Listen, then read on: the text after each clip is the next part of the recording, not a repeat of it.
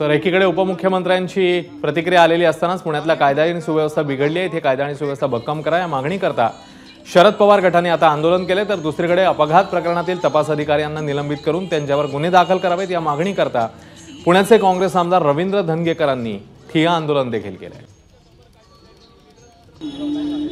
तर उपमुख्यमंत्री फडणवीसांनी प्रत्येक गोष्टीचं राजकारण करण्याची गरज नाही असं सांगत विरोधकांना मग उत्तर दिलं। या संदर्भात जी काही कारवाई पोलिसांनी केली पाहिजे ती सगळी पोलिसांनी उघडपणे केलेली आहे। आणि एवढंच नाही तर ज्युव्हेनाइल जस्टिस बोर्डने जो चुकीचा निर्णय दिला होता त्याच्या विरोधात वरच्या कोर्टात जाऊन पुन्हा ज्युव्हेनाइल जस्टिस बोर्डाकडे ती केस रिमांड करून घेऊन तो निर्णय देखील बदललेला आहे। पहिल्यांदा पबचे जे मालक आहेत, मुलाचे जे वडील आहेत यांना देखील अरेस्ट झालेली आहे। त्यामुळे अतिशय कडक कारवाई या ठिकाणी झालेली आहे। पण प्रत्येक गोष्टीचं राजकीयकरण करणं असा हा जो उद्योग चाललेला आहे हा काही योग्य नाही आहे। एबीपी माझा, उघडा डोळे बघा नीट।